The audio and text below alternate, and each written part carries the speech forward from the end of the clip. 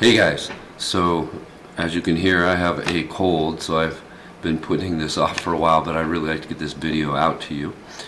Today I'm going to be talking about what you need to get started hiking as an older hiker, and believe me, it's not much, so I want to get you off that couch. How far you should probably start walking at the beginning, when you might want to add trekking poles to get used to them, and the next step would be planning for that first day hike, so let's get to it.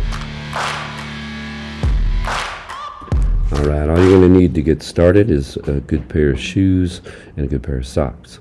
I've linked a video down below that you can go look at about selecting shoes for beginners and give that a look. If you're just starting out, you can just get out on the sidewalk and start walking. So right now, just having an old pair of shoes, nothing fancy. Some old Ultras that are amazingly comfortable. So just marching along, talking to the neighbors, and beautiful day. It's actually Christmas Eve and like 45 degrees, which is a little weird, but hey, take advantage. But the whole idea is just to start off slow. One block twice a week, or increase it to 3 to 5 times a week, and then instead of one block, do 2 blocks, etc., etc. Got to go at your own pace, see how you feel, and keep trying different things. Now, I'm not using trekking poles right now, because to start out with, I don't think you should. I think you need to just walk and see how it feels. Right now, it feels really good. And there you go. One trip around the block. And then next time, I might take it a little bit further, maybe 2 blocks. Or I might do 4 days a week instead of 2 days a week. Go by how it feels. Back home. Alright, for example, here I am walking with no backpack, no trekking poles. Great way to start out. And then next I would say go ahead and start getting used to trekking poles as soon as you're comfortable getting in a few blocks, maybe even a mile of walking. So get used to how they feel and how they swing back and forth. And then finally add that backpack, and I'll talk a little bit more about that here in a bit. Once you're comfortable walking in town, you might want to move out to trails out in the hills. So this is Salida, Colorado. I just happened to be there, so I went out and did some hiking. As you can see, this is pretty flat terrain, so try and keep it simple and get used to those trekking poles and that backpack. So that's a great way to start. And don't cover too many miles. You might want to do 1 to 3 miles total. Nothing super challenging. None of those difficult and advanced trails to start with, but here I am just doing several different trails in the area. As you can see, they're pretty flat, and it was amazingly windy and cold that day, and I didn't feel well with this silly cold. It does make a nice baritone here, though, I have to say. This is another really flat spot I was hiking on, also in that same area. But you get used to swinging the poles, it becomes very, very second nature. It's very comfortable. So the more you use them, the more comfortable they'll get. And when you get in more difficult terrain, as you'll see here in a little bit on my day hike, you'll see why they're so important. Okay, after getting where you can walk for about a mile, 3 to 5 days a week, you're ready to plan your first day hike, which is super exciting. So when you go to plan your day hike, you want to go on to Google and just Google the area that you're in to see if there's a hike close by. There's several apps you can use. All Trails, I use Onyx, Gaia GPS, I mean there are a ton. Even mountain biking apps and that sort of thing will have trails on it. So just make sure you stay on a beginning level trail. Don't hit any intermediates or advanced just yet.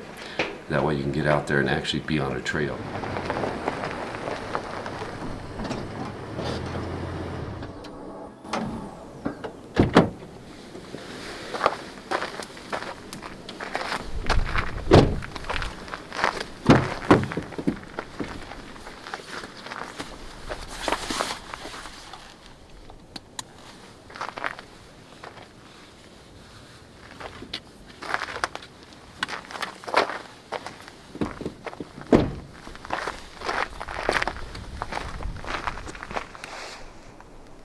Okay, I just pick out a short hike for that first one. This one's gonna be, I'm only gonna go about 1.5 miles, 2 miles maybe. Take her easy. But you can see it's a little more challenging. So in this case I'm actually dealing with a little bit of snow and ice, but it's something the trekking poles are really good for.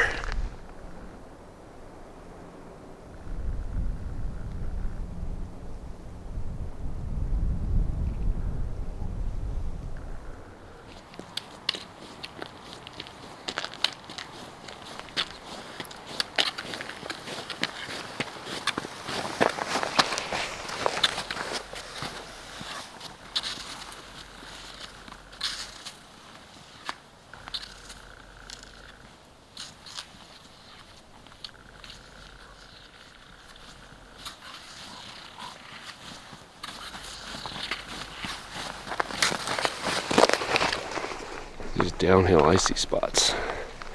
That's a little spooky.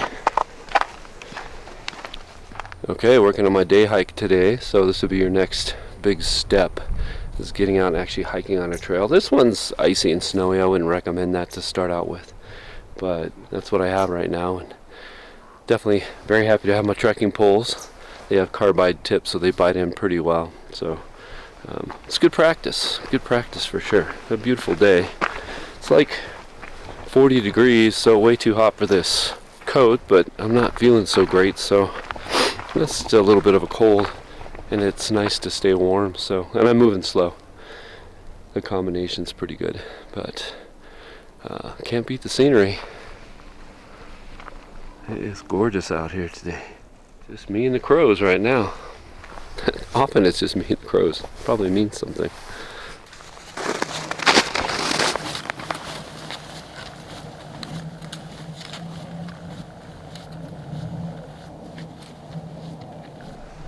The sun hits it. It's probably dry most of the winter, to be honest. It's a pretty dry area.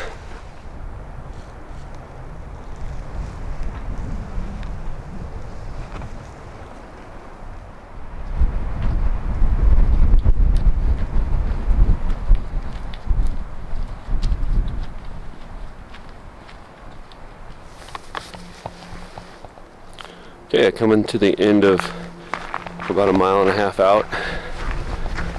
3-mile round trip, so it's a nice little hike. And the way I feel today, at least I got out. Always feels good to get out, even when you feel crummy. But hopefully it gives you an idea what you're looking for a day hike.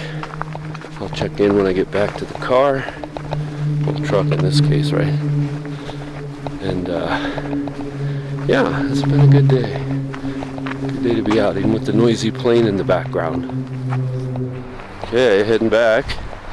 I hope some of this information is going to be good for you to get started on backpacking and hiking and through hiking, and hopefully you'll catch the bug like I did.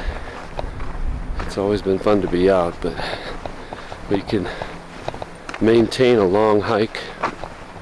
It's a pretty satisfying feeling. Very challenging, always challenging, but the rewards are huge. I mean, even just this day hike, the rewards are pretty huge, right? So it's nice to be out here. Yeah. Alright, way too hot today for this coat, but I don't feel well. Probably hear it in my voice, I have a cold. About 40 degrees. So right now I'm going to try unzipping the pit zips, which I never have much luck with as far as being able to unzip them. You can see that'll give me some ventilation in there. I'm going to give that a shot for a little ways and see if that helps. Otherwise I'll probably have to take it off, but can't wait to test this in colder conditions and see how it does. So another advantage of having a bigger pack, it's about a 30-liter pack. You have plenty of room for things like your coat. I am definitely plenty warm right now.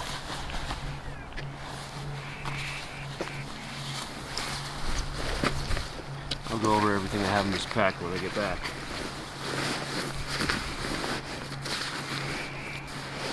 See that? I mean, that fills it up quite a bit. It's pretty bulky. Not heavy, just bulky. It's nice to have that extra space.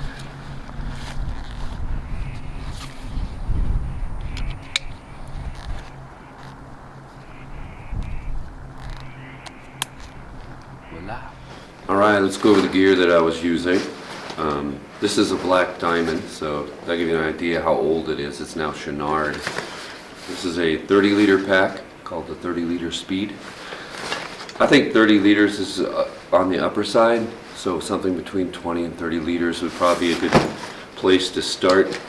As you saw when I stuffed in my coat, it's a little different coat than I had on that trip, but about the same bulkiness. It takes up some room, and that's for sure. And I always carry a pair of gloves and an ear band or a buff. Buffs are a little more universal. You can use them for a lot more. My voice sounds awesome, doesn't it? So, a pair of gloves and ear band. And for that day I needed a jacket, so I brought that jacket. Sometimes I just wear a fleece and then my rain gear, which I'll show you here in a minute. Certainly a 1 liter bottle is a great idea. 1 liter is usually plenty for the distance hiking we're talking about right now. Certainly if you're going in hotter climates or going for longer distances, you're definitely going to want more. Good old frog togs. It's kind of hard to beat frog togs for the money. So they make a great wind barrier and rain barrier, just in case it does start raining or snowing. But they're very inexpensive and they work really well. They're very fragile, however, that's their downside. So I bring both the pants and the top. And I also have a first aid kit that I bring along. This one's a little robust, a little more than I usually carry when I'm through hiking and that sort of thing, but I just happen to have it all put together, so I use it. So that's pretty much it, other than some snacks. I'm going to get through this. Oops, I don't have my snacks in there, but usually I have some snacks in the top, a couple of bars, whatever bars work for you, or some sort of nuts or gorp or that sort of thing for a shorter hike. I also usually carry my headlamp just in case. I think that's probably a good idea. I do have my phone, but just in case something happens and it gets dark, especially in the wintertime, it gets dark early. So yeah, that's pretty much what I was carrying. Alright, let's wrap this up. I think I'm going to make it. First off, start slow. It's so important to take your time. Set small goals and work up slowly. Everybody's different, but we all tend to push a little bit too hard, too fast, and then we end up injured. Then you're behind the game, right? Make sure you add in trekking poles fairly early so you get used to how they feel. Once you get used to them, it's just second nature. I'm very, very comfortable with it. I'm glad I have them. But once you can walk for like 3 or 5 days a week, you're getting up to about a mile each time you walk. Definitely look forward to that day hike. So plan a day hike. And you can probably do that almost any time of the year. So just keep it simple. Don't do anything crazy, but get out there and enjoy all that hard work. But make sure you're setting goals weekly, monthly, daily, whatever works for you. I might do a whole video on how to set goals, but it's tricky. It's tricky because we always want so much, and it starts to feel good, so we push too hard. I'm famous for that, so I've got lots of experience. Make sure you like and subscribe, hit that notification bell to make me rich and famous, and we'll see you in the next one. See ya.